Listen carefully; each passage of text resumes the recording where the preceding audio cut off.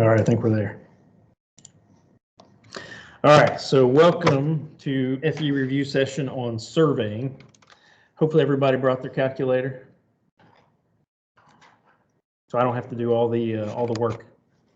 All right, so it's been a couple years since I've delivered this, but I went through and updated all of my notes and stole some new examples from the most recent exam book.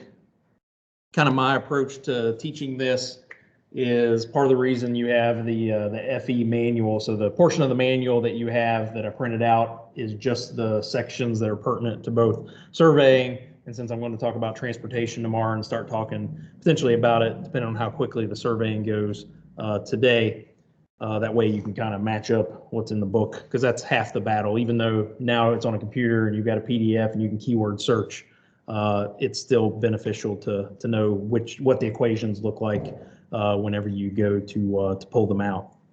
So I'm going to, for some of the problems, I'm going to give a little bit of the background information, but then we'll have a few examples that are much more detailed than a question you're going to see on the FE exam. And then I also have a few FE exam style problems. So the surveying is covered within transportation. So there's not a specific surveying section title similar to the other. So it's within the transportation section. Transportation as a whole is covered 299 to 308. So that's part of the excerpt that you have. And then it also pulls from the trig and geometry sections back in 37 through 45, which should be the first few in your handout. The 5 main areas, they estimate 6 to 9 questions. So that's roughly 1 or 2 questions in each of these areas. You've got angles, distances, and trig, area computations, and geometry, earthwork and volume computations, coordinate systems, and leveling. So it used to include a specific topic on closure, which was kind of a subset of leveling, but they've made it a little bit clearer now that they don't have the closure in there. So the first thing that is important is understanding how to do with your Casio FX115 calculator, how to handle angles. And so understanding the difference between degrees and degrees, minutes, seconds. And so 360 degrees, a full circle, is 21,600 seconds. 1 degree is also equal to 60 minutes. 1 degree is also equal to 3,600 seconds. 1 minute is equal to 60 seconds. So that's normal. And so on your Casio, for those of you who have it, the key button that you need looks like this. You've got a degree symbol. The single quote is for minutes, and then the double quotes are for seconds. So that's how you're going to do the conversions. So in order to enter an angle that's already in degrees, minutes, seconds, you want to get it in your calculator in degrees, minutes, seconds. You're going to enter the first value, hit that button, enter the minutes value, hit that button, and hit the seconds, enter the seconds number and hit that button again. And if you have, for any of these, if the value is a 0, you need to put that 0 in there and still hit the tick mark. Otherwise, if you only have 1 degree and 12 seconds and minutes are implied to be 0, it's not going to be able to tell what you mean there. So then when you hit the equal sign, then it's actually going to display on the screen the degrees, minutes, seconds symbols. So as a trial, so doing the conversion, you can just hit this DMS button and it'll toggle back and forth between degrees, minutes, seconds, and decimal degrees. And so if you want to go ahead and type in 65.117 and then hit that degrees, minutes, seconds button, it should convert it to the equivalent degrees, minutes, seconds, which is what?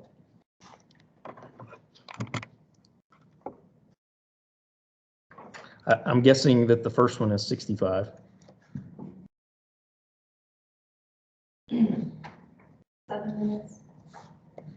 Thank you. What is it? 1.2 seconds. Okay, so then likewise, so if you hit that button, hit DMS again, it'll convert back to 65.117. So hitting that this DMS We'll keep toggling back and forth. So then going the other way, so if you enter 122, hit the button, 0, hit the button, and 18, and hit the button. And then I think if you hit equal signs, it'll give you the equivalent decimal degrees. So what's that give you? 122 point. So that's going to be in your decimal degrees. So that's much easier than sitting there during the exam doing the math and trying to manually convert. Brandy, I didn't recognize who you were till you took your mask off. It's good to see you. Okay, so an easy problem, hopefully. So kind of practicing the degrees, minutes, seconds. You'll just have to do the conversion at the end. But this is just a basic trig calculation. Somewhat basic. So we're given these three sides. Notice we don't have a right angle here. How can we find the angle of A in this figure?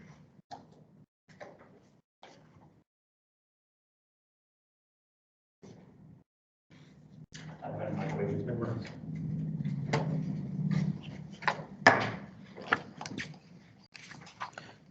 So is this surveying? It's not technically surveying, it's just basic trig, but. So how are we going to find this?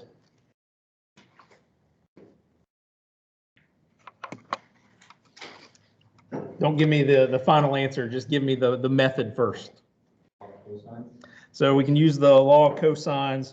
And so on page 37, which is the second page of your handout, you can see there we've got a section that's law of sines, law of cosines. So we've got one that's a squared equals b squared plus c squared minus 2bc cosine of a. You have the law of cosines memorized? It's turned into a right triangle. But it's not.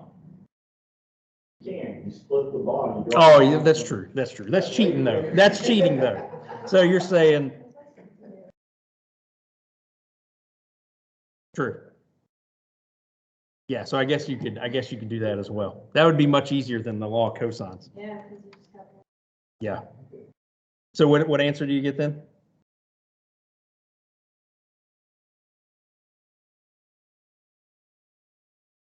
Anybody else get that? Anybody else go through the?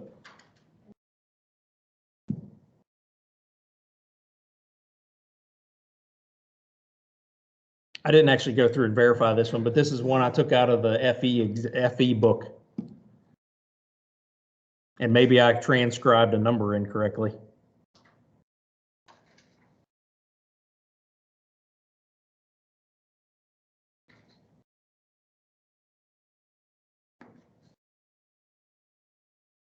So if you're using the law of cosines, then you'd be solving for A. So then it's just important that you identify. And the one benefit in the diagram, it gives you how those are. So this would be C. The one opposite is A. And this one would be B if you were going that route. But you can't just split it in half because you don't know the length of B if you split it in half. Oh, yeah, that's true. Yeah, you're right. Thank you. You're right. Yeah, because you're assuming that these two are equal. So yeah, you do have to go through the.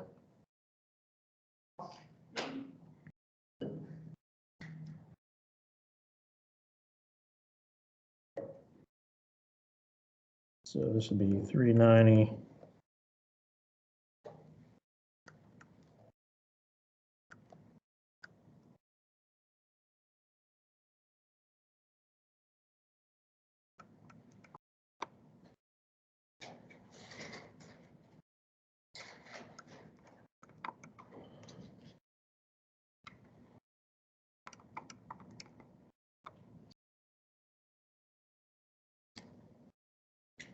See, this is why we have the study sessions.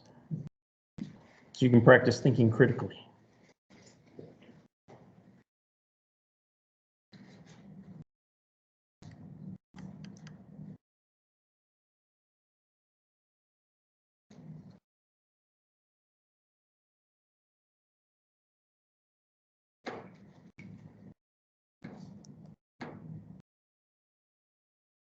Yeah, somebody else should do this. I'm gonna do this. I think I got it.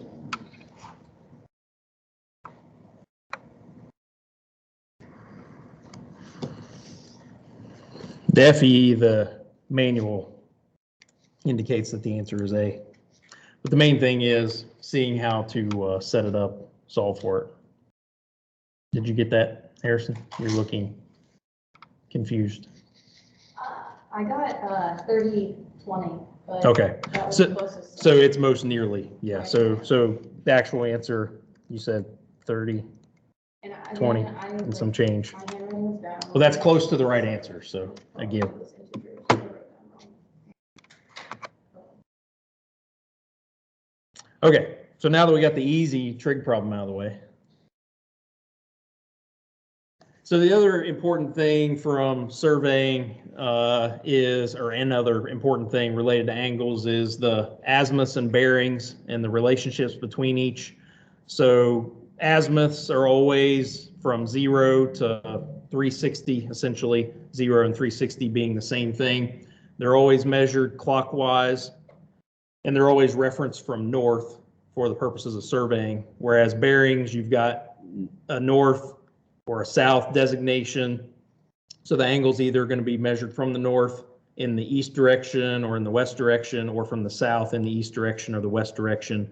And so all those are being referenced from there. So you're going off this direction, this direction, this direction, or this direction. So they could have you converting between the two or giving you a specific angle and having you find either the azimuth or the bearing. But the value, since once you get due east, that's 90 degrees, but anything in this quadrant is no longer going to be measured from north, it's going to be measured from south. So all of the angles should be acute whenever you're looking at bearings. So let's look at what's both the azimuth and the bearing for each of these. So A, we've got 70 degrees there. What is the azimuth going to be equal to? 70 degrees. So that's the easy one, 70 degrees. And what's the bearing? So we always start with the north or south designations. This is closest to.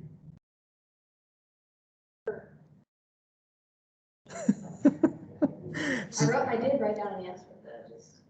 So it's the actual direction. So we're from north, we're going 70 degrees towards east. So this is just north, 70, E for east. So what about B? So here, we're going all the way around. 90 plus.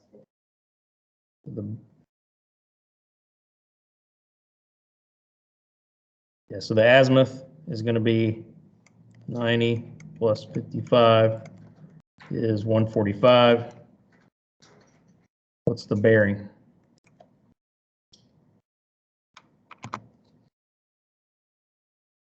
Would it be, I want to say south 35 east?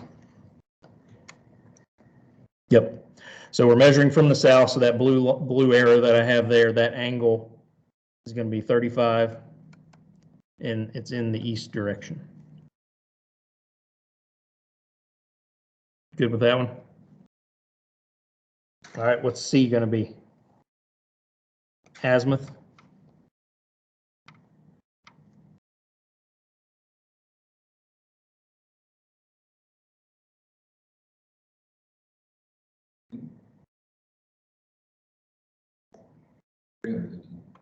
Yeah, so we're going all the way around. So we've got 270 plus 45. So we've got 315. And then what about our bearing? And 45W. Yes. N45W. So the bearing angle is measured from there. And then D.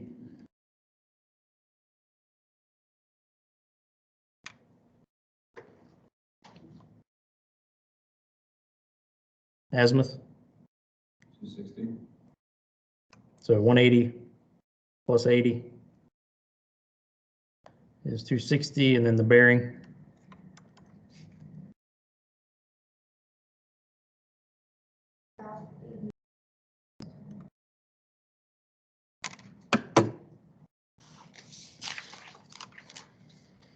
Question about azimuths and bearings.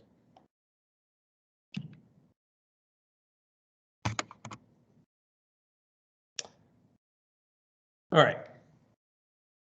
Topic area 2 within surveying is area computations. So on page 308 in the FE handout, the rest of what I printed out from the math section is some of the shapes. And there are other area calculations there that they could have you use on page 39, but they also, within the transportation section, give you this table somewhere that contains surveying area formulas. So we've got first area by coordinates, so it's not in a box, it's at the bottom of page 308. Area by coordinates, trapezoidal rule, and then Simpson's rule.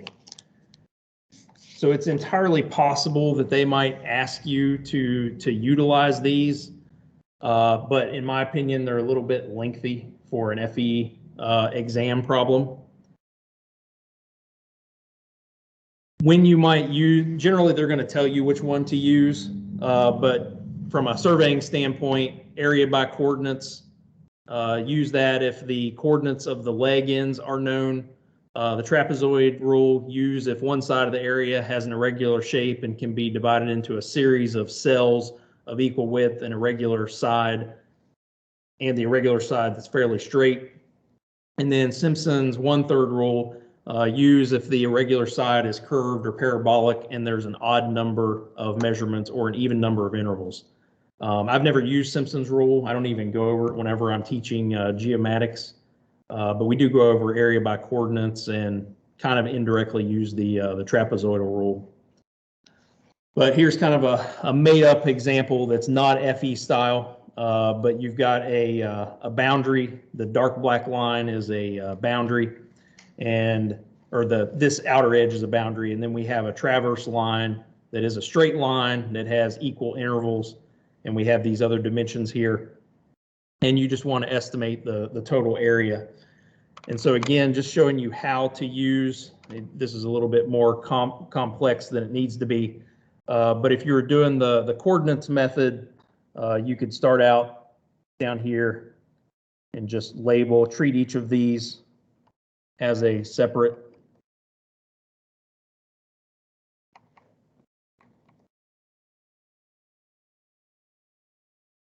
and so A, you could treat that as 0, 0. B would be 30, 0, 60, 90, all the way around.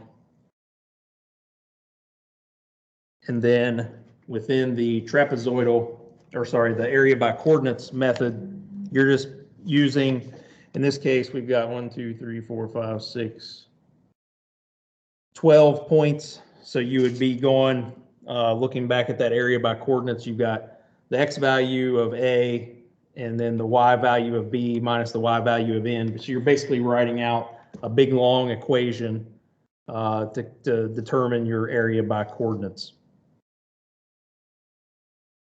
Everybody clear on how to use it? So then if you're going to use the trapezoidal rule, which you could apply here, we've got W for the trapezoid.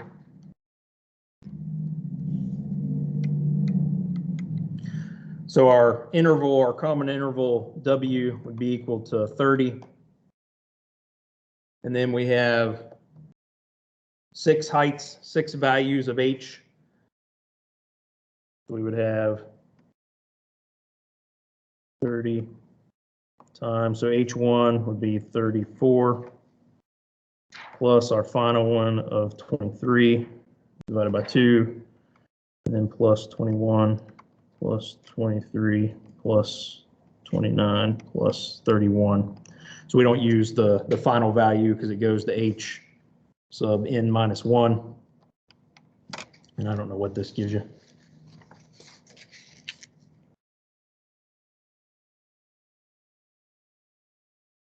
Anybody punching in? Did you do it in your head?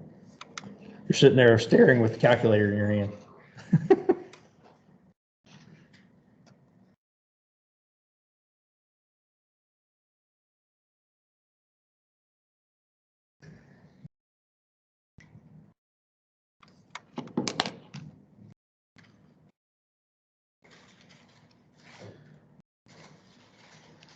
So I'm guessing it's around 4,500, give or take, if you just treat this as a rectangle with an average height of 30. Anybody plug it in? Did you get anything, Brandon? 3,900.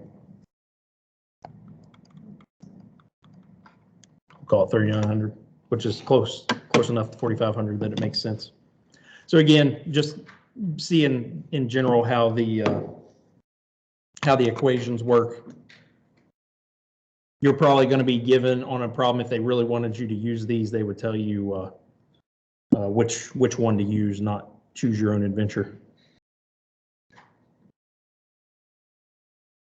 All right, so earthwork and volume computations. So this is a common earthwork visualization, 3D representation of what you might see. So if this were like a roadway project, you would have a certain length, and then the cross sections have been cut at certain intervals along the center line of the roadway. So you can imagine the roadway running this direction. And once you know the area of this cross section, so that if this were fill, this is calculating the side slopes. This is your area of fill at this particular location. You've got a different area of fill at this location just because your existing terrain is varying. And then you have the length, the distance along the center line between those two cross sections. So you can use this average end area formula. So here V is going to give you the volume of this entire, an approximation of the volume of this entire shape, because we would all agree that since that existing ground is completely undulating, we're not going to be directly calculating we're not going to be calculating the actual volume. This is just for approximation purposes.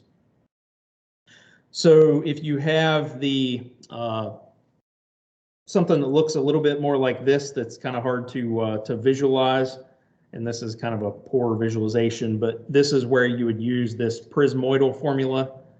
And so here you still got a value for A1 and A2, but there's a midpoint if you have a known, because it's assuming that it's changing shapes in the middle. You're going to have a different area that you plug in there to give you a more accurate representation of the volume. And then there's instances where you're gonna treat this as a pyramid or a cone, and here you're just using the equation for the volume of a pyramid, and the area of the base would be solved using some other method, or you'd be given the area. And so this maybe better describes it. So here we've got a center line of a roadway, 2-lane roadway. Out here with the existing terrain, you can see we have fill slopes. And then at some point along this line, A, B, C is where it transitions into a cut section. So you can see that the roadway has been sloped down, cut on each side. And so right here, you've got a visualization of this same, only it's flipped the other direction. You would have an area of this cross section at this station 12 plus 0, 0. Here at point C, this is where the existing the edge of the roadway is going to be even with the existing ground. So it's a transition point from cut to fill. And so you could still have an area of this cross section. Here at point B, the one side of the road is in fill, one side of the road is in cut, and then out here at point A is where the left side of the road transitions from cut to fill.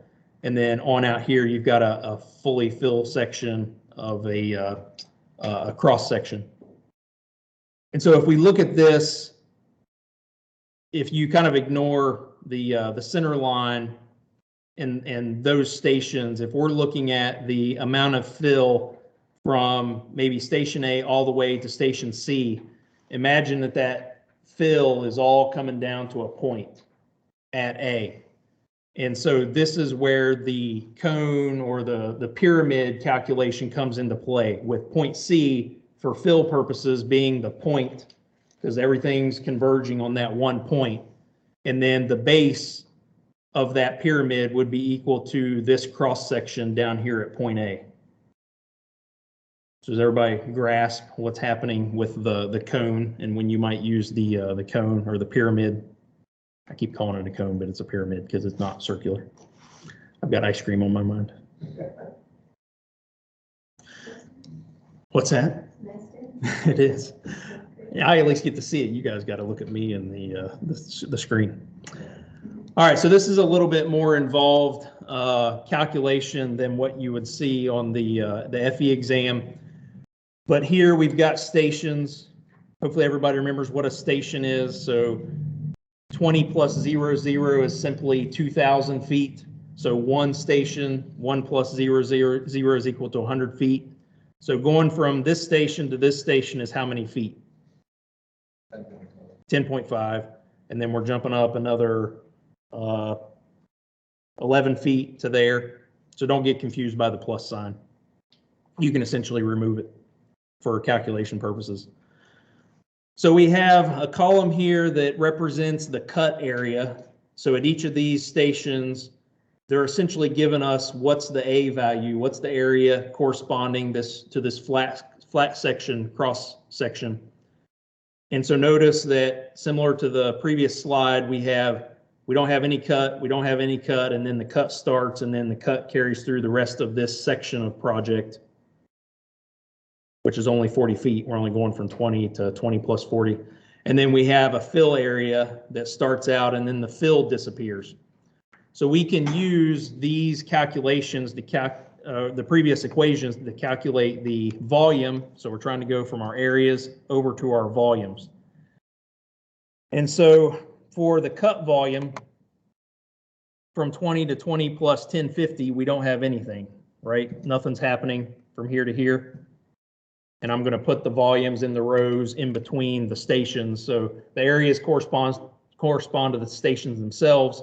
The volumes span from station to station. So I'm going to use that row in between. So what about from 20, the next segment, from 20 plus 1050 to 20 plus 2150? Do we have any cut there? Are you sure? So since we're going from nothing to something, this should be a what section? So we're not even looking at the fill yet.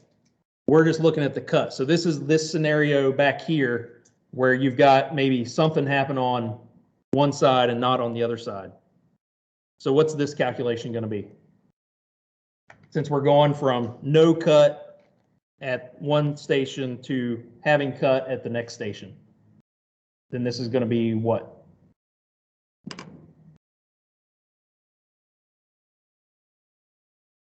The pyramid. This is that pyramid transition, similar to back here where we're going from nothing. Actually, this is the fill side. So we're on this side of the road. So we're going from no cut to having full cut.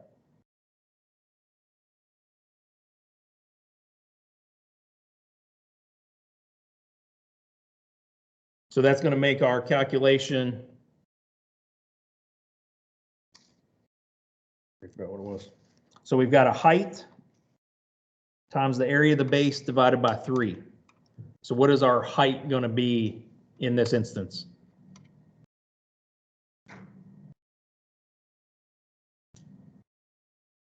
Did you mean 11? Oh, yes. So our height is going to be this distance here because our pyramid's laying on its side. So the height of the pyramid is the length along the center line. So we're going to have 11 as our height. And then what's the area of the base going to be?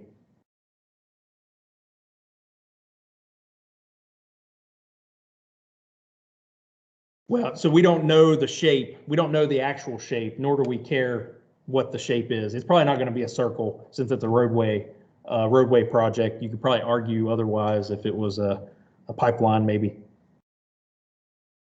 But our triangle, or our pyramid that's laying on its side, so if the height of it is measured along the roadway, then the base is going to be, Just a square area?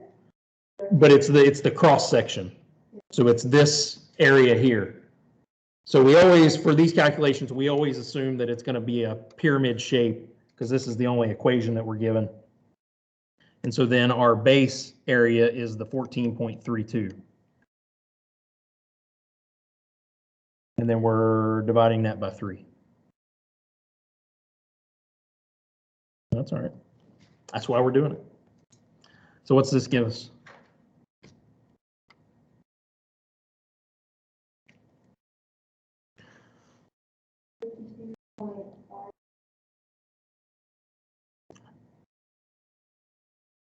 I'll go 1 decimal place. So again, on this problem, all of the effort is in recognizing that you would have to use the pyramid in this instance when you're going from having an area to having no area for a given value. And again, we're only looking at the cut column so far.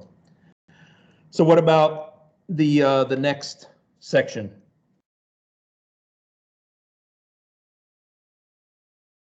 Which calculation? So is this a pyramid? We have an area at both endpoints. So what does that mean we're going to use?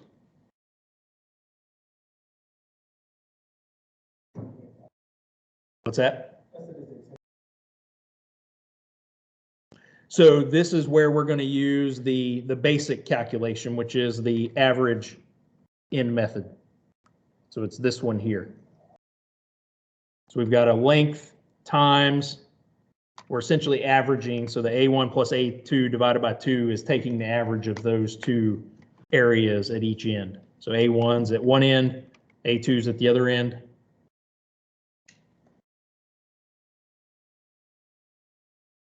So L here is going to be equal to what?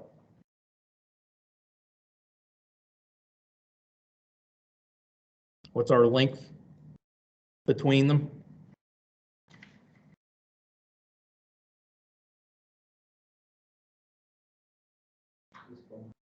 How'd you get that?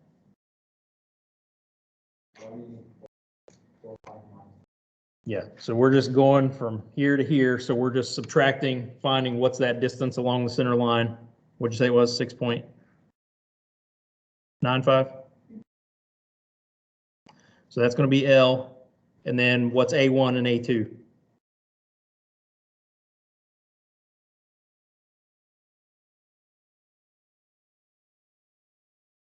Yeah, so we've got, at each end of that, we've got 14.32 as an area, and at the other end, we have 64.73.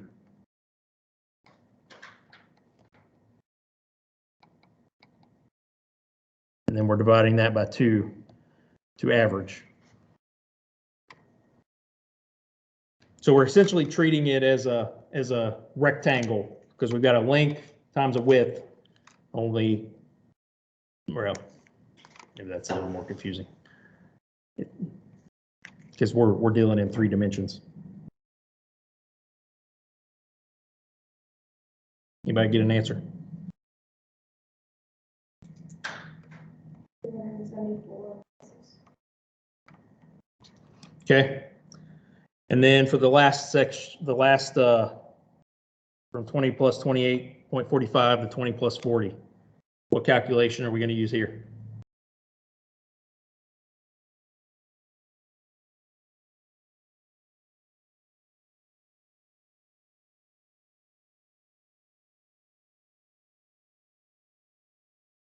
Same one, because we have an area for each endpoint. So we're now going to have our length is 11.55. Does that look right? 20 plus 40 minus 20 plus 28.45. And then our 2 areas, we've got 187.42 plus 64.73 divided by 2.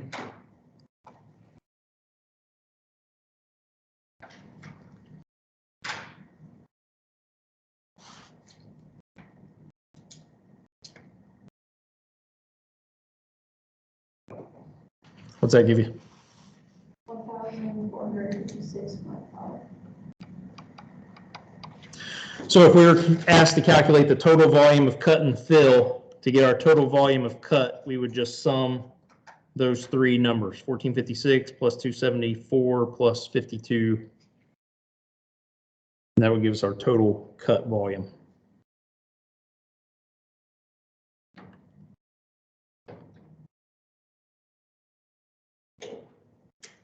$1,783.6. So what do we do differently now for the fill volume column? Same thing, but in this way it's transitioning to. Yep. So it's the exact same thing, only in reverse. So this first fill is going to be going from here to here. So we've got our length of 10.5. We've got our two areas, 173.21 plus 43.56 divided by 2. We don't have to go through all the numbers. This one is going to be another average end area.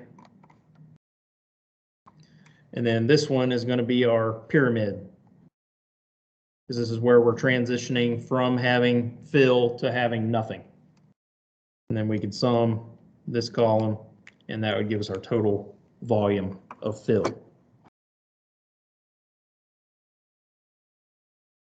Clear as mud? Clear as fill?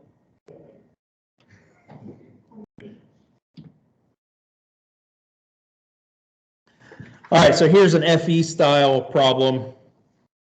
Cross-sectional areas to be excavated at certain sections of a road project are as follows. So we're told that this is just one column of the previous table that we saw, because it's only given us the cut area.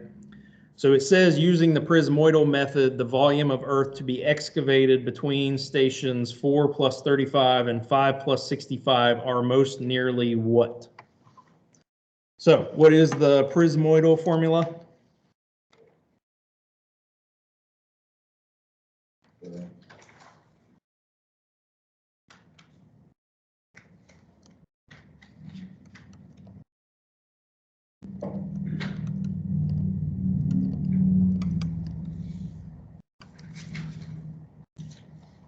Good.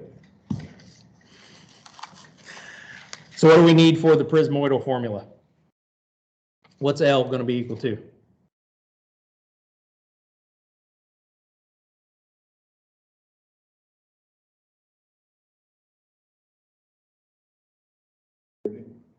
How'd you get 130? The difference between 565 Okay. and 435. So we're basically going from here to here. So L, again, is along the center line, so that's your stationing. We've got 565 minus 435 would be L. And then what are our A's? So what is A1 going to be?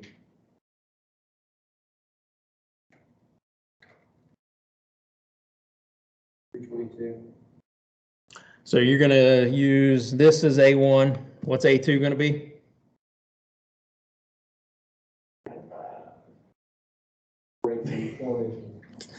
So we know, what is AM? What's it represent? What's the M stand for? A midpoint. So this one we'll treat as AM since it's between the two that we're interested in. So A2 we'll treat as 418. So we got 322 plus 4 times 395 plus 418 all divided by 6. So I give you.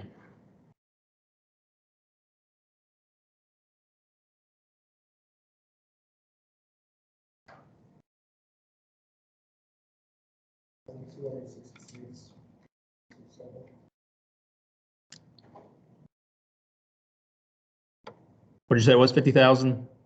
266.67. We'll leave it at that. So what are the units on this?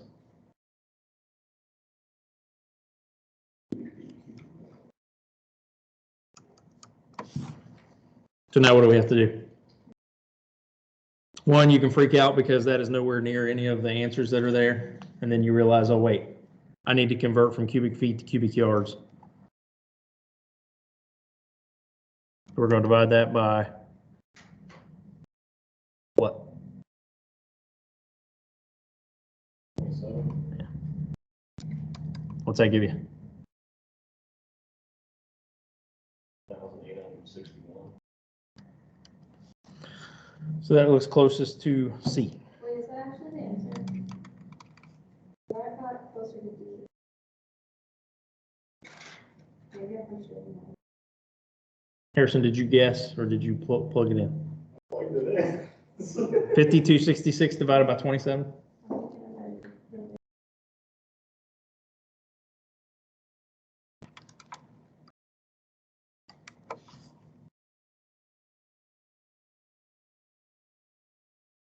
Sammy, did you get it? Okay.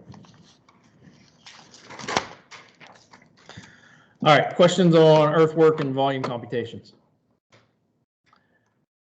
What if this answer or this question instead of 4 plus 35 and 5 plus 65 was 3 plus 0, 0 to 4 plus 0, 0? And you were told to use the prismoidal method. What would you do?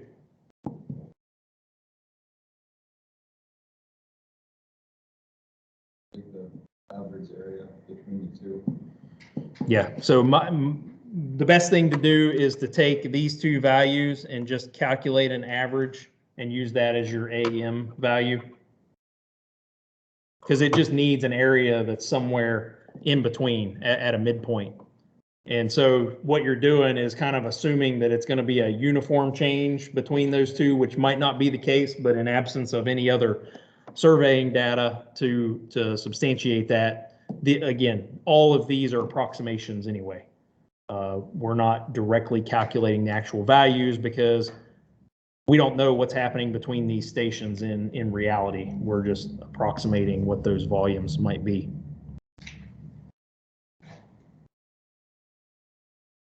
Okay, so coordinate systems. I don't think you're going to see any calculations related to coordinate systems. Coordinate systems include state plane coordinate systems and latitude, longitude. But since you don't have any latitude, longitude type equations in here, I've never seen any example problems that had calculations. So more than likely there's going to be short answer, and I'm not planning on teaching about the coordinate systems in this review session. So the only sample questions I've seen have been fairly self-explanatory. I mean, if you understand the fact that the state plane coordinate system is trying to somewhat account for the Earth's curvature and in being able to resolve those, just give it the old college try. All right, topic area number 5 is generally leveling. And so differential leveling is one of those subtopics. So differential leveling, you're starting at a known point, setting up an auto level that once leveled, when you're rotating it, it is on a horizontal plane. So that's the auto level right here.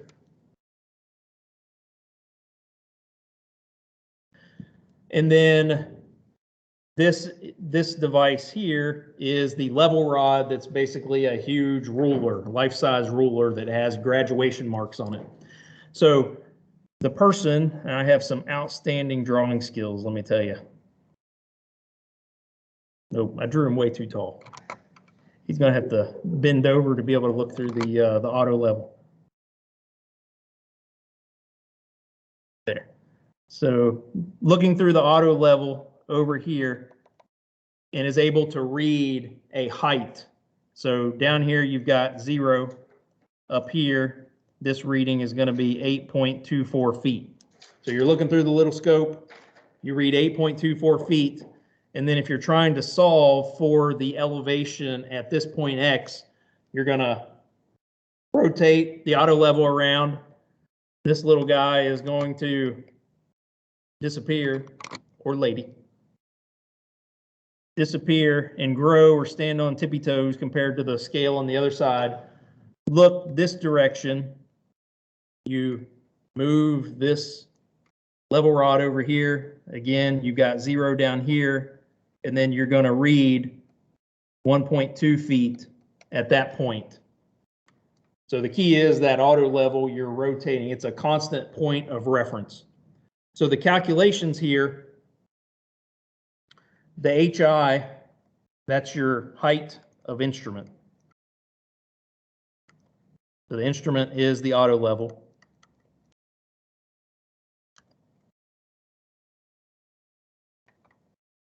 This is nomenclature from when I teach geomatics.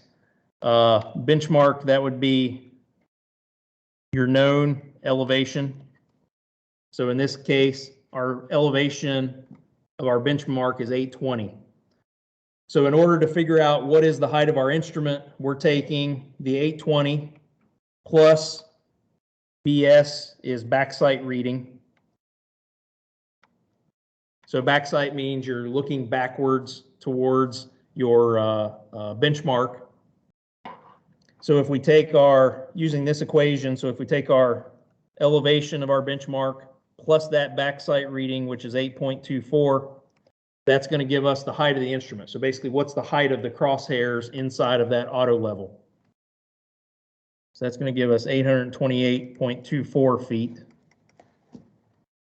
Everybody clear so far?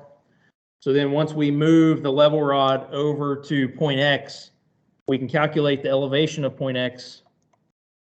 Let me put HI in there. So the elevation of X is going to be the HI, which is 828.24. And then here, front sight or foresight is looking forward. So that's another vertical reading. So everything we're dealing with here is in the vertical. We could care less what the horizontal distance is from that auto level to either of those level rods. We're only dealing in elevation and vertical measurements. So HI minus the foresight is 827. Should have put the fine tip on this pin. 827.04 feet. So the only thing we've done is start at this elevation, go up to this height, and then back down to this height. So we're adding the backsight, subtracting the foresight.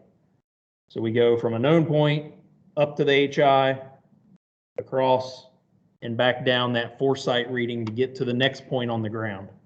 And so in true differential leveling, we would then, so theoretically, our true known point, I'll call it Y, is way over here.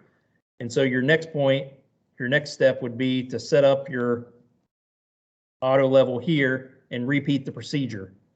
So now your X is the reference. So you're going to take what becomes a backsight reading here, and then you're going to take your level rod over here, and then take your final reading. And so you're just adding backsight, subtracting foresight, adding backsight, subtracting foresight, all the way until you get to your desired point.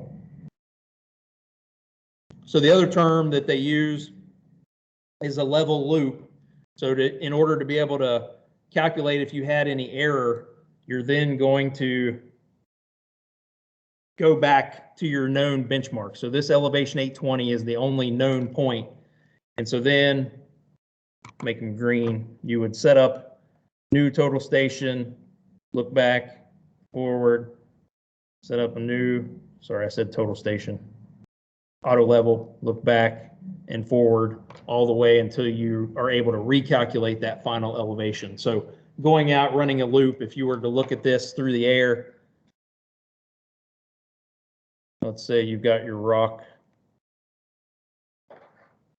point X, and point Y.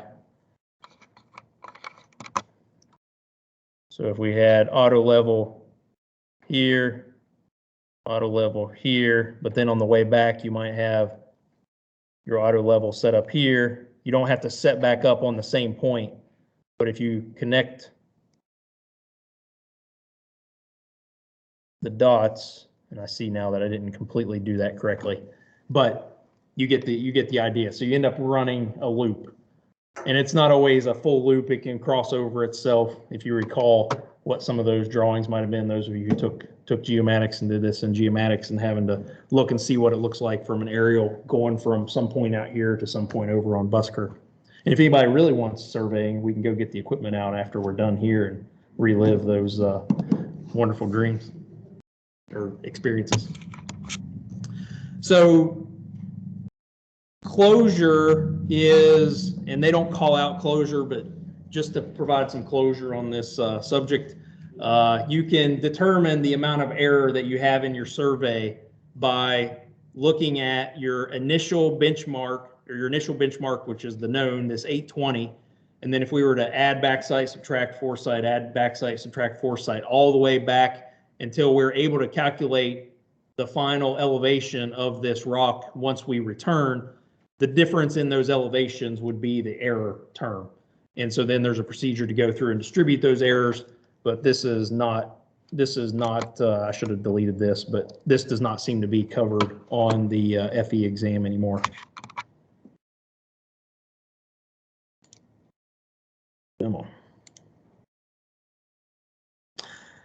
So when you're setting up a set of field notes for a leveling exercise, so here we have a level loop that was run with the following backsites and foresights measured. Calculate the closure error and adjusted elevations. So the backsite columns, so we're starting out at benchmark 1. We're going to have an instrument setup here. I'm going to call it instrument setup 1. So the rows in between the backsites and foresights are where your HIs, your height of instruments, are going to be calculated. So benchmark 1, so if we were set up here looking back on benchmark 1, we have a given elevation of that benchmark of 100 feet. So to calculate our first HI, that's simply going to be equal to 100 plus that backsite of 5.51, which is going to give us 105.51. So one question that I forgot to ask, these equations here are the two main equations you need to remember because they're not in here. So these are two pretty basic relationships, and if they did add them, I did not pick up on them. But even our FE style question, you need to understand how these equations work. So we can calculate our instrument height 1, and then TP is turning point. So that's turning point.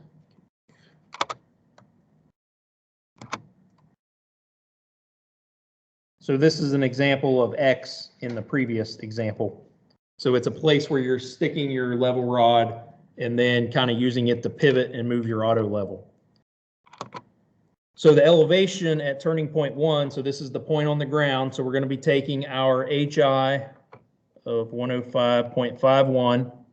That's our crosshairs. And then we're subtracting the foresight, 3.25. We've almost exceeded my capacity to do math in my head. I'm going to say that's 102.26.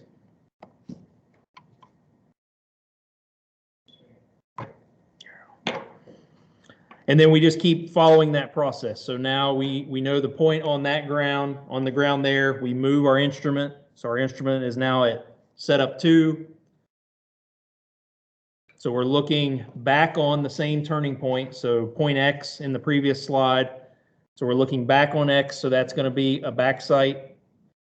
So here we're taking 102.26 because that's the elevation on the ground right there at turning point 1. And adding our backsite reading.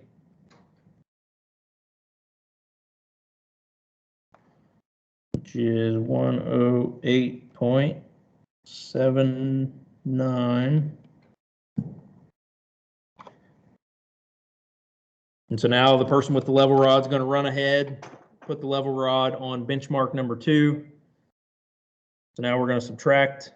So we got 108.79 subtracting this foresight reading, 10.5, which gives us 98.29.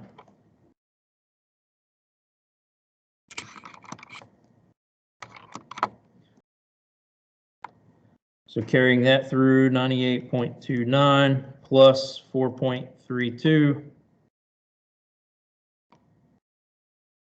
102.61, I think. 102.61 minus 6.67. Ugh, we got to carry. What's this one? 95.94. And then 95.94 plus 3.27 will be 99 point. And then our final one will be 99.21 minus 7.89. And it looks like this is probably a survey that Trevor's team did in terms of closure error. What's that give you? Yeah. Just a guess. What's that give you? Anybody? 91.32. So BM1, these are the same point. So this has got about 8.5 feet of closure error, so not a very good survey. But the main thing is the calculations. So probably the most confusing thing about doing these calculations is the sequence. So this 5.5 here ends up here, and then this value gets carried down here. And so it's kind of this zigzag pattern of processing the data that can be a little bit confusing. So since closure error isn't covered anymore and distributing that, we don't need to go through and adjust the elevations. So this is a more detailed example. So the FE version of this, a backside of 7.76 feet is taken on a turning point with an elevation of 25.58 feet. If the foresight taken on the top of a construction pin is 4.25 feet, then the elevation of the top of the pin is most nearly what? So a foresight measurement, are you adding, subtracting? Well, we've got a backside and a foresight. So set up this problem for me. What do we need to calculate first? We've got a turning point and its elevation is 25.58. What does the 7.76 mean relative to that?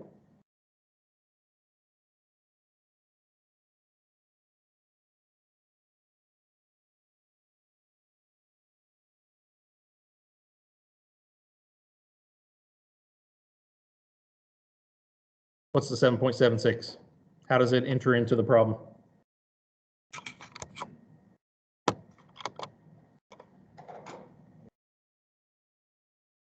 So we're going to do what with the 7.76? So we're going to add it. So this is our level rod here. We've got our instrument. We look across and that backside reading is 7.76 feet above that elevation. So that's going to make our HI, the height of the instrument, equal to 2325.58 plus 7.76. What are those two numbers added together?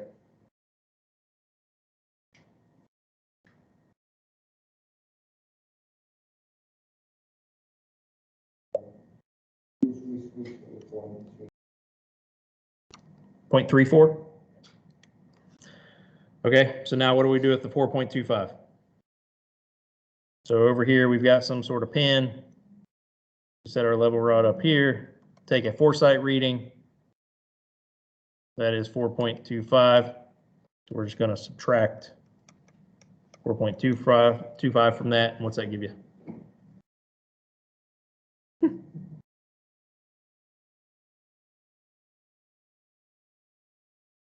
Ooh, I might be able to do that in my head. 2329.09.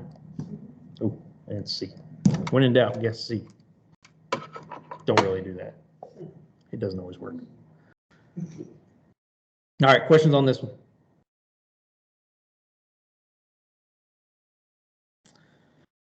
The other part of this, which seems to be new, I don't recall it ever being covered before, but this diagram is from geomatics textbook. It is also not covered in the FE Handbook. You have a total station set up over a point. So the big difference between a total station and an auto level is a total station can do what? Well, one of many things, but what's the pertinent thing for this problem? It does the calculations for you. I don't think that will be one of the A, B, C, or D answers on the multiple choice, although it could be, understanding the difference. But what's happening here that doesn't happen with an auto level? Yeah, so total station, you can look up and down. Auto level, you're on a constant plane and you're only rotating in that horizontal plane. So total station set up here. We've got a reflector set up here over point B. So we have the total station. We can measure what is the angle that it is looking up. But the other piece of information that we need is what's this height difference here, which I don't label it. So that's this instrument height. And then likewise over here, the reflector, it also has a height that must be accounted for whenever you're performing these calculations. So you could either be asked to find the horizontal distance between these 2 points, point A and point B, or you could be asked to find the elevation difference between them, which would be this value D. So FE style question, a total station is set up 5 feet above a benchmark that has an elevation of 820.5, a slope angle and slope distance of 3 degrees, 15 minutes, and 645.9 feet respectively are measured to a reflector that's set up 4.25 feet above a hub at point B. So neglecting curvature and refraction, the elevation of the hub at point B is most nearly what? So what's this scenario look like?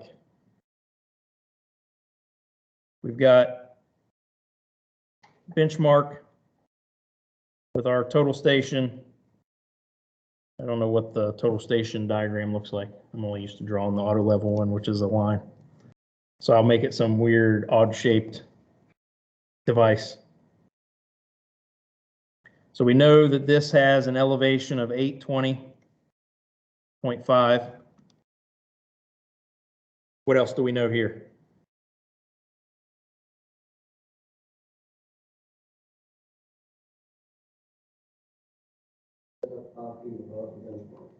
So that means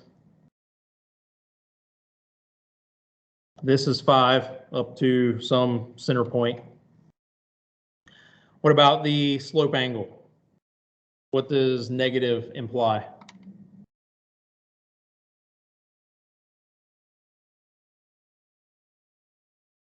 So similar terms as the foresight. So it's going to be downhill. So if we've got a horizontal line here, we're measuring alpha. That negative implies that it's a downhill. We got 3 degrees, 15 minutes. And then over here, we have the hub. And we have, actually, I drew that wrong.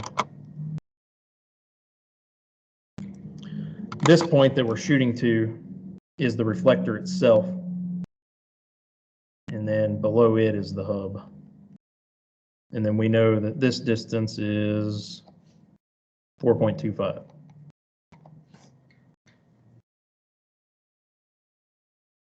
So what do we need to find? Oh, what's the 645.9?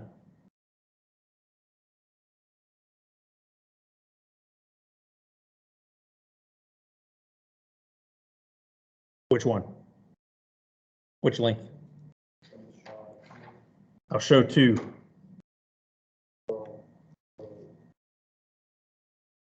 Yeah.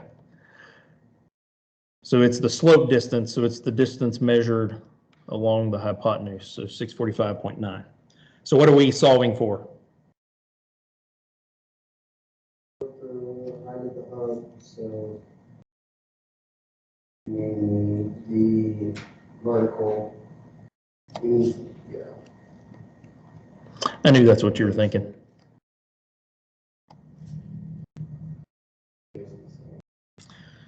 So our elevation for the hub is going to be equal to what? How are we going to find this?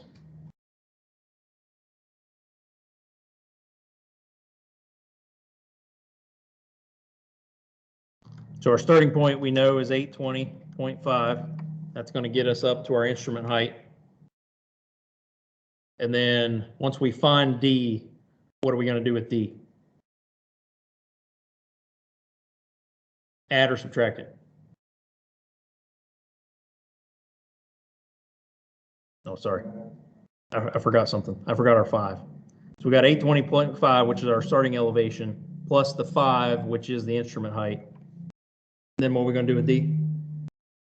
We're going to subtract it. And then we're also going to subtract the 4.25. So what's our calculation for D?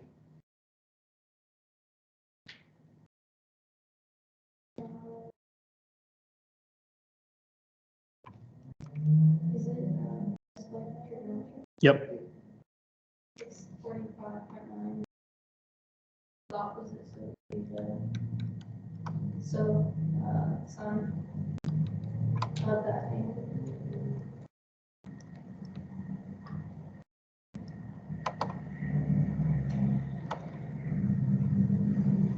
Hold on.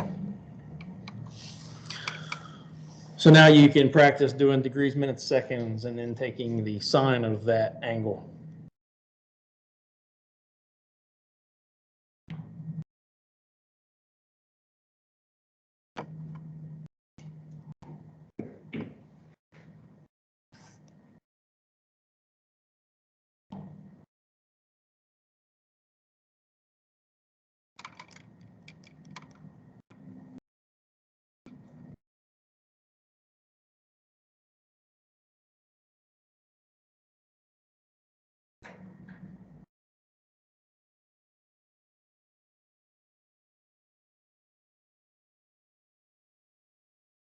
Did you get an answer? Not close?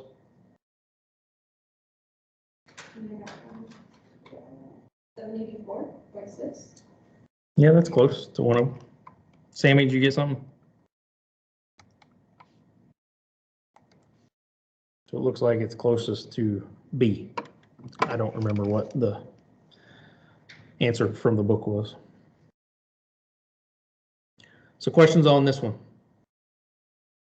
A lot of these problems are just drawing out what you know, but unfortunately there's not a, so likewise the HI calculations, these equations aren't given explicitly either for this application, but it's just simple trig. Short answer question. Who knows and remembers what these two terms mean and why it was important to neglect these? Curvature of the earth and the fraction of the sun, and the earth and the sun. Yeah. Do you remember that stupid little diagram where it shows the position of the sun down below? Yeah. So do these work? Do these add the same error sign or opposite error signs? Error signs. gonna say optimal. Yeah.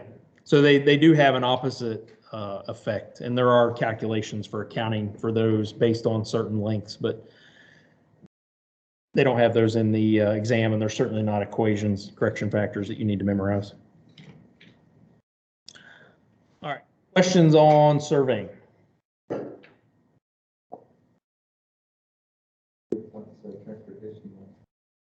So I'll leave that up to you guys.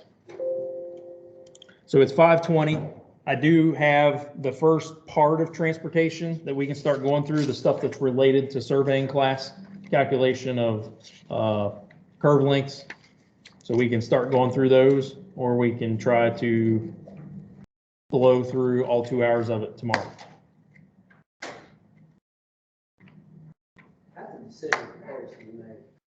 Well, what if some people didn't show up today, they're like, I got this surveying stuff down pat, and tomorrow they're like, oh, transportation, I don't know anything about Well, I would buy that, except for I'm pretty sure the schedule says that this session is survey / transportation. it. Oh, does it?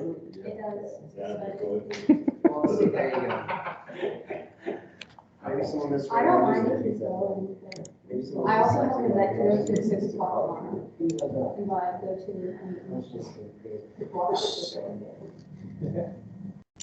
It doesn't make any difference to me. We should be able to make it through all of it tomorrow, but there are a few new things on the transportation that I've got to pull together. I'm not gonna be here tomorrow. So you want to go through? Okay. So I will apologize for the stapling of these. My OCD tendencies. I would almost not pass these out if I had more time. Well, it's the wrong side.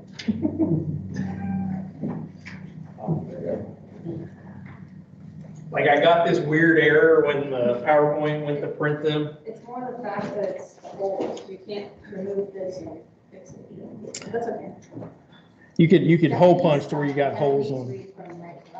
Do they really? Yeah. Do they even flip the pages from right to left, or it's just on the page? No, like in manga, yeah, you're like within. So they're flipping? Okay. I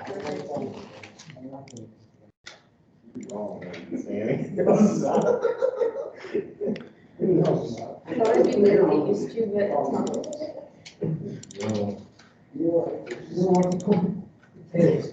This one is better. Been where? Oh, no, I've never left the country. Okay, so let's talk about transportation. So transportation, you've got pages 299 to 308, and then towards the end, the queuing models are within the industrial engineering section, which are the last few pages of your FE handout, and they're covered on pages 418 through 420. We're not going to get to all that. We're just going to start on this section 1 right now.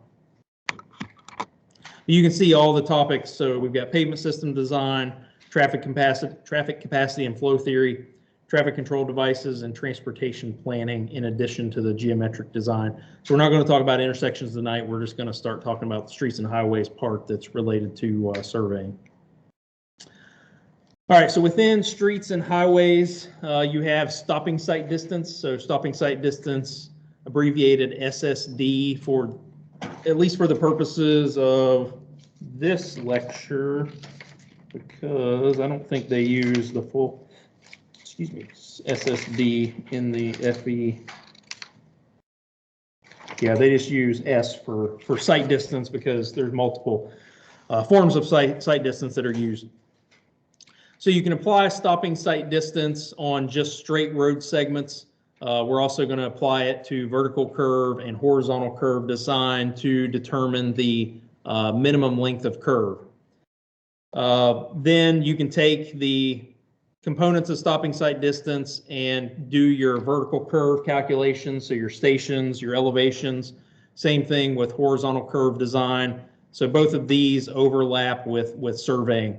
But we're only going to talk about stopping sight distance tonight. I forgot that this part does overlap, but I didn't have time to get those adjusted before we started this evening. So that's what we'll start with tomorrow, is the curve design.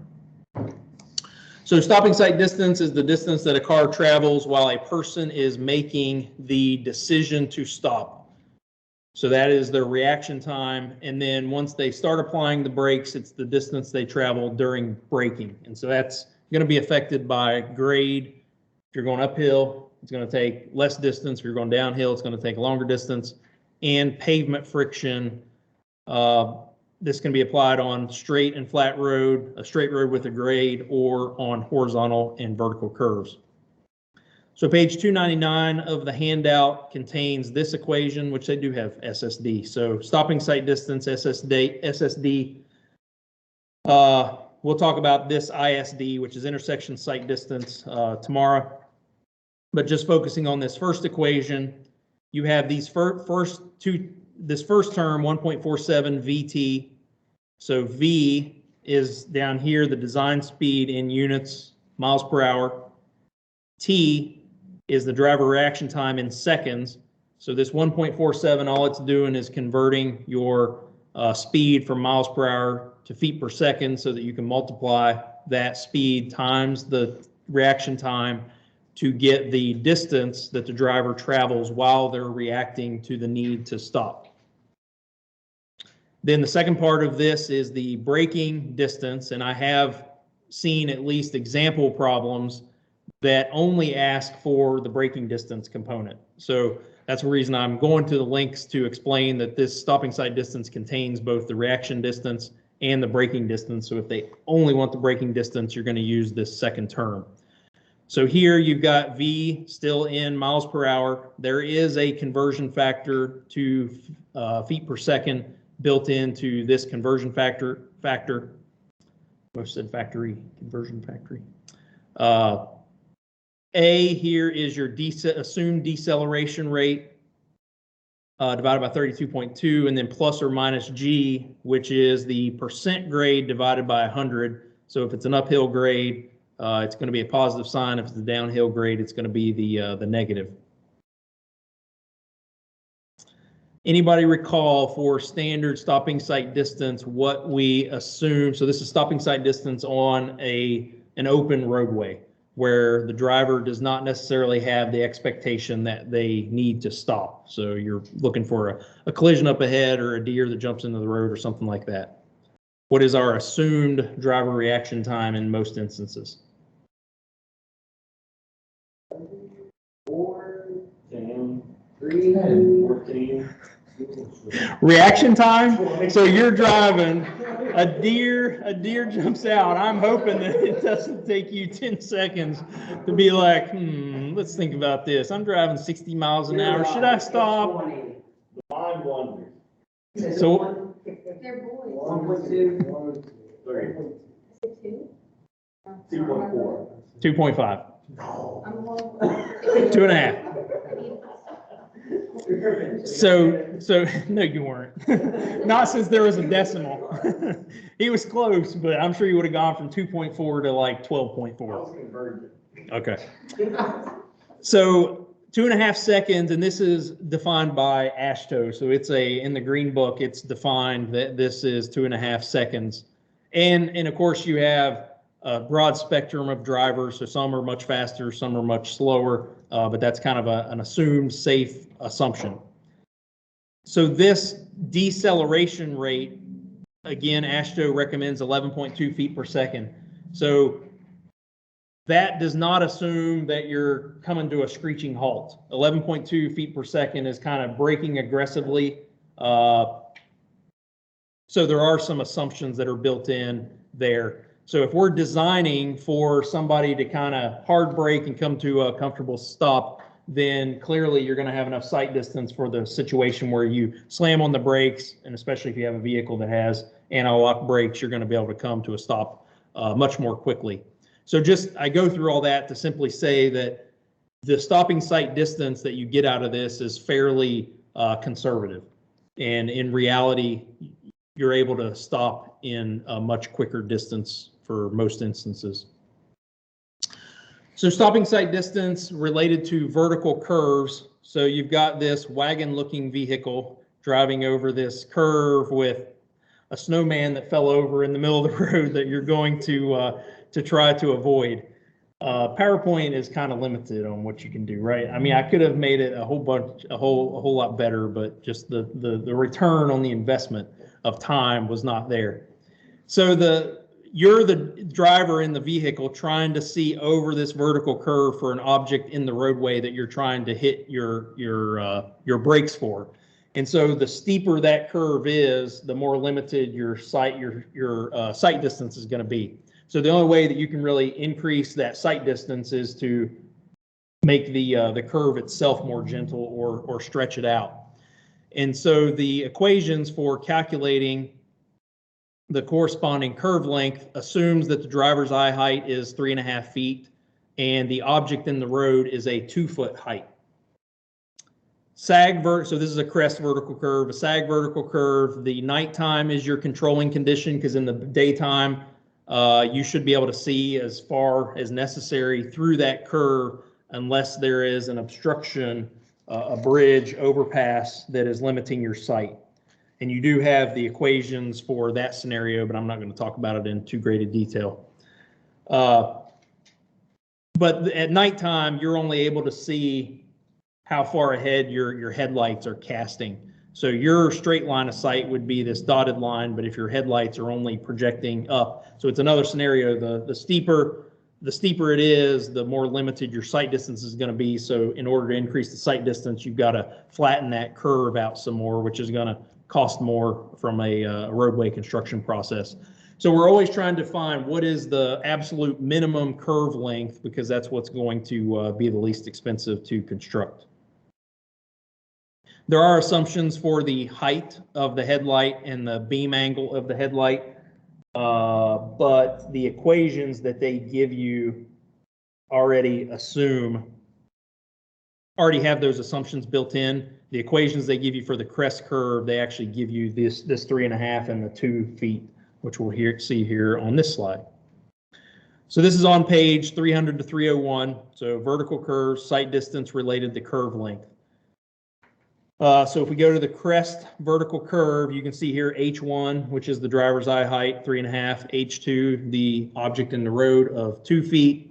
SAG, it tells you that it's based on standard headlight criteria rather than giving you the specific values for the height and the beam angle.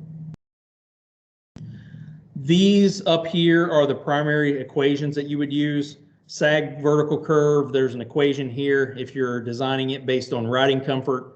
And then down here is the one based on an overhead structure or an overpass. So this again is for the SAG. If you've got a bridge or something here that's blocking your line of sight, you can test for that criteria. Let's see. So the main variables that we have in these equations. So L over here, this is length of curve. It is length of curve in feet, even though they don't give you what those units are. We have a value of A, which we're told is the algebraic difference in grades. And so that means as a percentage, not a decimal. And you'll see that here in an example. We've got S. So here S is a sight distance. It's not a stopping. It's not called out as a stopping sight distance, but it's essentially the same as the stopping sight distance. So looking through, so we've got L, we've got A, we've got S, we've got H1 and H2, which we're given. What do you think is the difference between these two equations? Oh, I'm right with the mouse. What's the difference between these two equations? They're both in the crest vertical curve category. What has changed? Same criteria. Yeah. So if they tell you to calculate the curve length based on a driver's eye height of 5, then you would need to use this equation that still has the H1 value there. But when you plug in 3.5 and 2, then it reduces down to this equation, and you can use those instead. And which matches the form for the SAG curve, which already has those default values plugged into it. Anybody remember why we have two different columns? Why we have an S less than L or an S greater than L? Remember from transportation class? Actually, this might have been, it's probably covered in transportation, but it's, should have been covered in geomatics too. Depending on who you had. All right, so the situation, and I don't have a diagram. Let me jump back here. So on this sag curve, we have, let's assume we have a stopping sight distance. So based on the speed of the vehicle, we can calculate a stopping sight distance using that first equation. So we have an S or an SSD here that is a defined length. But our curve length, say our curve is starting here and here, our overall curve length could exceed that stopping sight distance. So in this situation, as I've drawn it here, we would have S is less than L, right?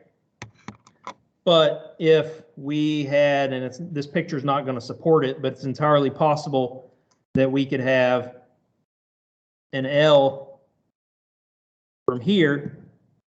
And so in this instance, S would be greater than L. So we don't necessarily know. We know what our stopping sight distance is because that's going to be dependent on our vehicle speed. So jumping back here, the main thing that's going to change, this is always going to be 2.5. This is always going to be 11.2. The grade is what it's going to be, but it's this V, vehicle speed, that as the vehicle speed increases, then the required stopping sight distance, the required distance you need to be able to see ahead in order to come to a stop is going to increase. So that's kind of a given in the problem because each road is going to have a design speed, but you don't know whether the curve length is going to be greater than that stopping sight distance or less than that stopping sight distance. So that's why we have to calculate it both ways and see which one of these. So we've got S less than L, we've got S greater than L. So you calculate the L, the curve length, both ways and see which one is true because only one of those inequalities is going to hold true. So that's basically what this is describing. Always evaluate the two equations, find the required stopping sight distance from a table or calculate it. They don't have a table for that in the FE manual. They could give it to you on the FE exam. If not, you have to calculate it and then solve for the minimum curve length L. Solve both equations, and the L in the equation with the true, should say inequality, is the one used for the design vertical curve length. So looking at this example, we have the following design requirements for a section of highway with a 1.5% grade. We have a design speed of 70 miles an hour. We're told to use a driver reaction time of 2 seconds. The driver eye height is 4 feet. The object height in the road that we're designing for is 6 inches. We want to calculate the stopping sight distance for drivers on this section of highway. So this is a critical thinking problem. How are we going to find the stopping sight distance?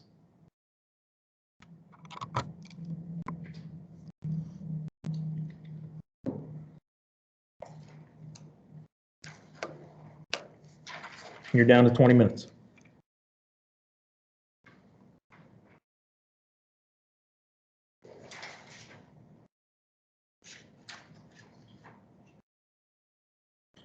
So what is our stopping sight distance equation?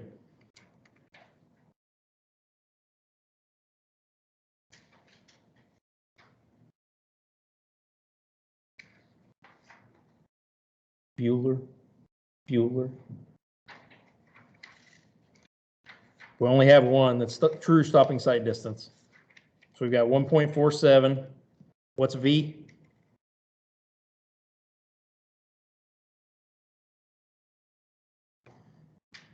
Do we need to convert that to feet per second before we plug it into this equation?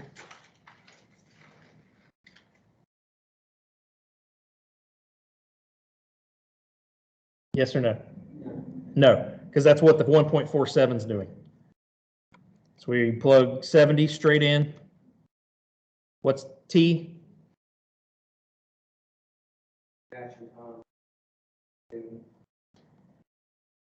So we're not going to use the default one. This is separate criteria. Plus B squared. So we've got 70 squared over 30 11.2 divided by 32.2. And then what do we do with G?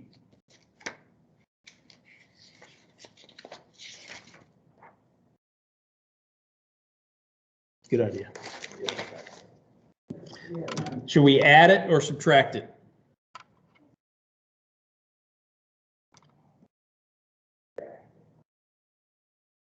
How would we decide? Do we have enough information to know? So you would assume that this is a 2-lane road, so some of the traffic's going uphill, some of the traffic's going downhill. What do you think is going to be the most conservative value? What's going to yield the most conservative value? Downhill. So therefore we would want what sign on our grade? Negative. And then G, our grade is 1.5. So do I put 1.5 here?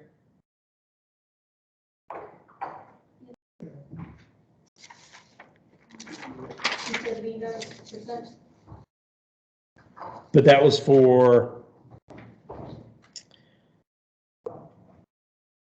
so here, the G, that's a good point. Right next to the SSD equation, it says G is percent grade divided by 100. Oh, A is what you leave as percent, large A. So we are going to divide this by 100, so we would have 0.015. So what does this give us?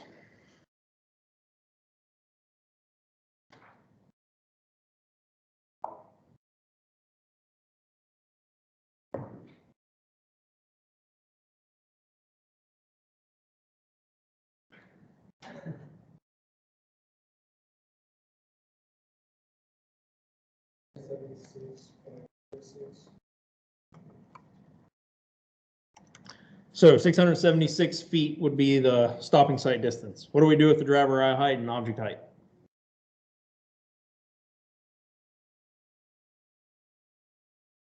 It is not used in this problem. So it's extra information just to try to catch you up. It's like a Dr. Waite special.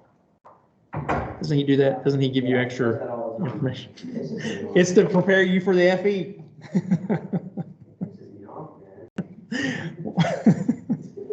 You sure are salty today.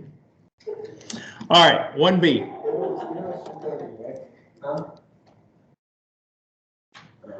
A crest curve on a section of highway consists of a plus 1% grade followed by a minus 3% grade. Design requirements are 70 miles an hour, driver eye height 4 feet, object height 6 inches, stopping sight distance you're given is 1,000 feet. Find the minimum required length of vertical curve needed to satisfy the design stopping sight distance. So this is where we need to use the S greater than L, S less than L equations.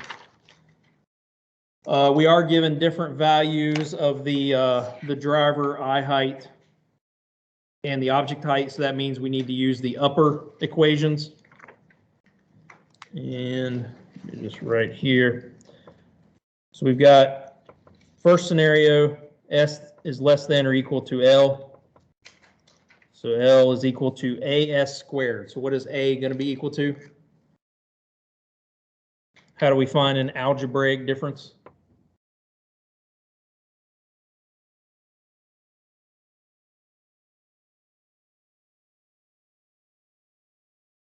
So it's essentially G2 minus G1 absolute value.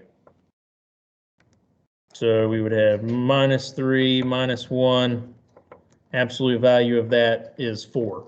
So algebraic difference is not going to have any sign. Even if you carried the sign through, you'd end up with a negative length, which doesn't make any sense, but it's not going to affect the magnitude of the answer. So we've got 4.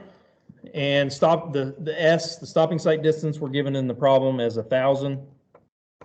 So we got 4 times 1,000 squared over 100 square root of 2 times H1, which is 4 feet.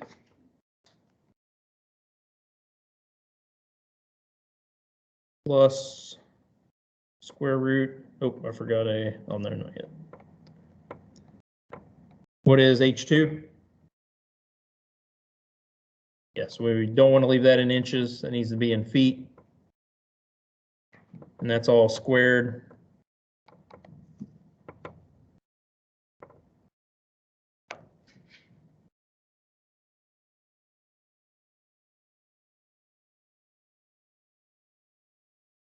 This one's a little bit longer to punch in.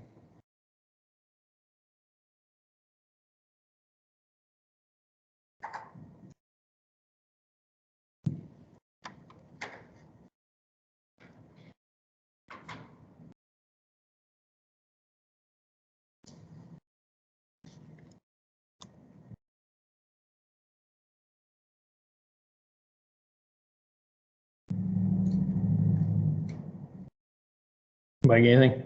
Is it a really big number? It shouldn't be in the millions. 586,000? Yeah, that's probably a little high.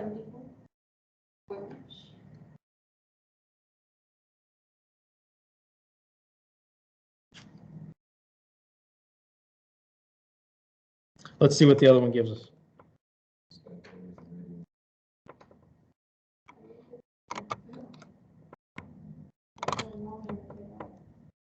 So S greater than L, we've got L equals 2 times 1,000 minus 200.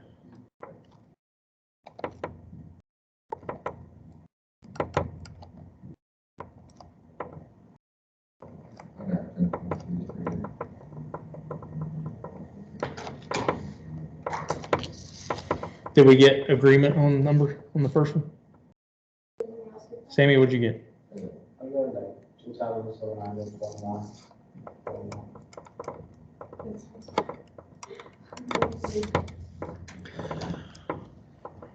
All right, let's see what the other one gives you.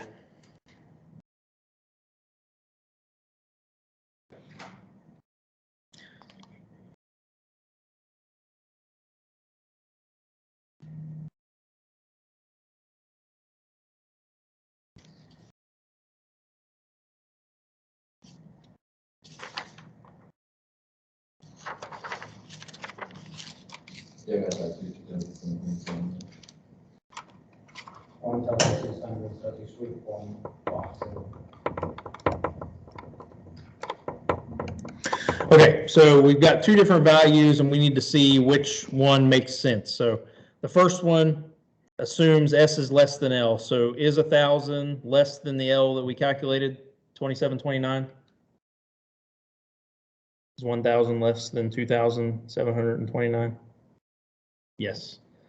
So that one checks out. The other one is assuming S is greater than L. Is 1,000 greater than 1633? No. So that would make this the minimum curve length. So you calculate it both ways. I mean, if theoretically you could stop at the first one, but if you've made a calculation error, you might have the wrong answer calculated. So it's kind of a going through both of them is a way to double check your math. When you say curve length, you mean the arc length of the curve, right? So we'll get to that tomorrow, but I know you're not going to be here. So curve length for a vertical curve. So we've got in this instance, we have a positive 1%, and then we have a negative 3%.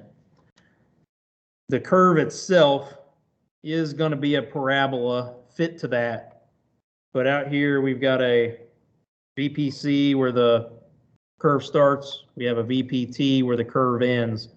The curve length itself for vertical curves is always measured in the horizontal plane. And that's mostly for surveying purposes because we measure distances horizontally, not slope distances.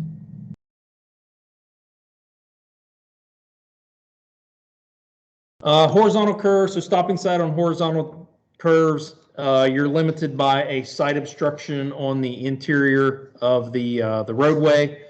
So page 302 of the reference manual has a minimum curve radius based on a horizontal sight offset line.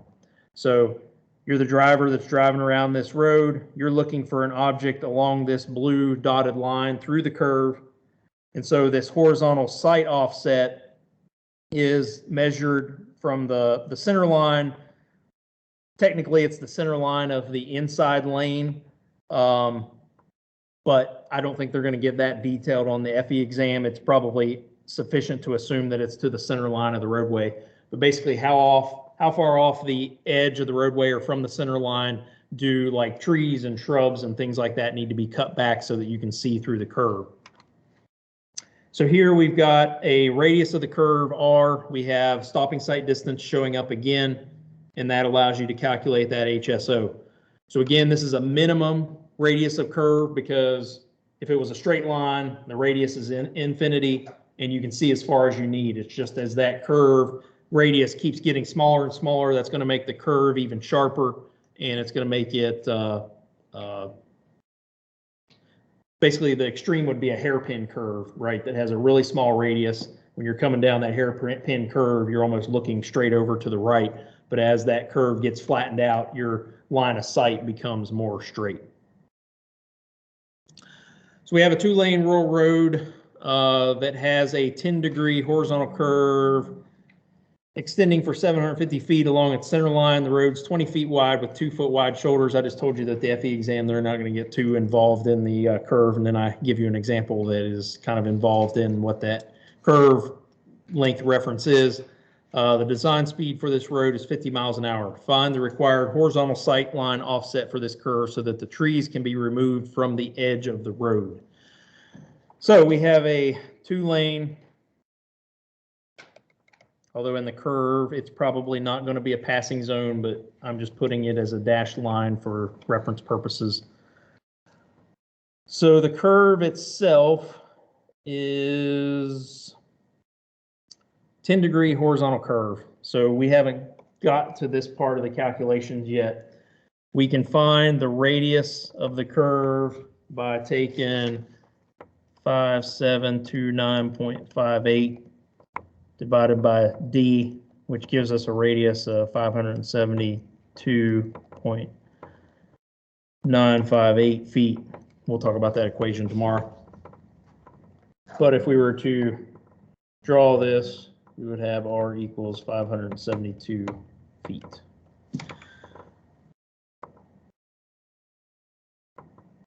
So 750 feet is the curve itself, the length measured along the center line.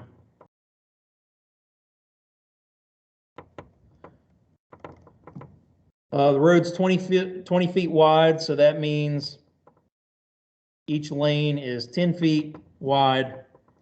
And then we have this shoulder that I'll draw in blue that is 2 feet. And we have design speed for the road at 50 miles an hour. So our equation for horizontal sight offset, sight line offset, we need R, the radius. So we're going to use the radius of the curve that we calculated to the center line. So I'm just going to round it to 572. And we got 1 minus the cosine, 28.65 times S. How do we find our sight distance, or our stopping sight distance, S?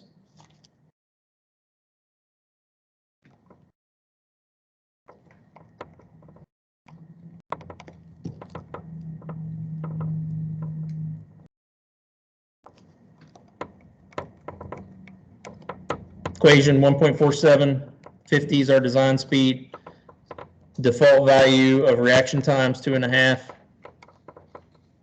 Plus 50 squared over 30. What about the grade?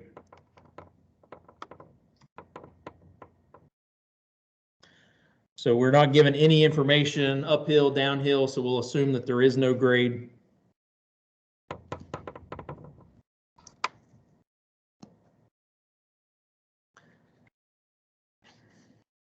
So what's this give me for a sight distance?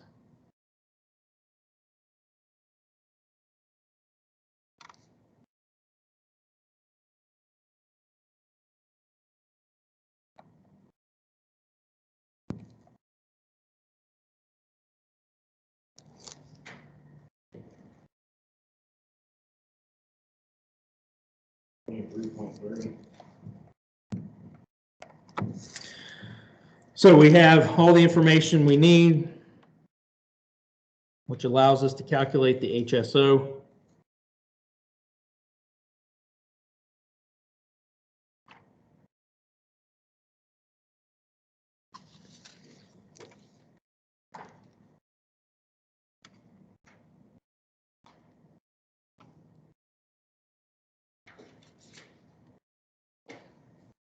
Got 5 minutes left in the exam. We gotta get this last problem done. We didn't save enough time to go back and check our work.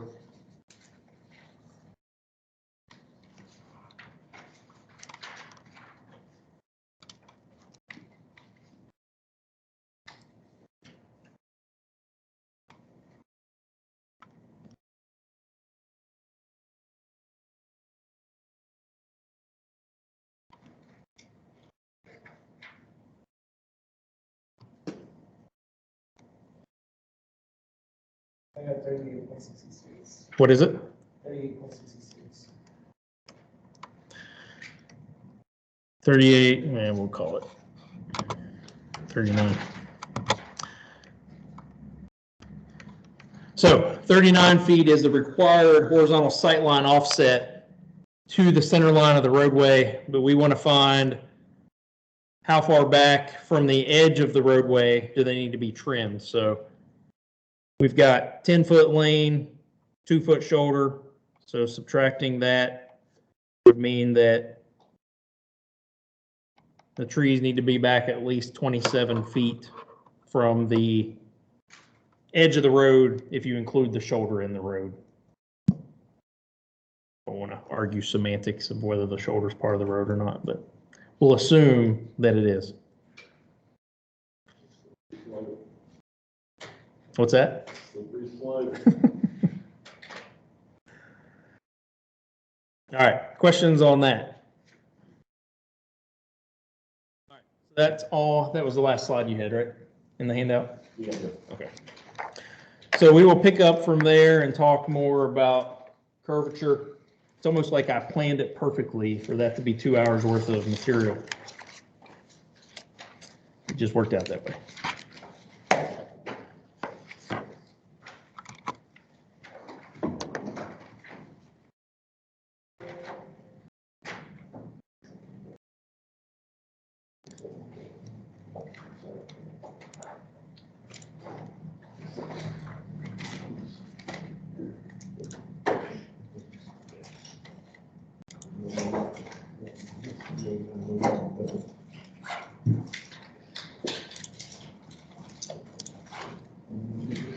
Okay.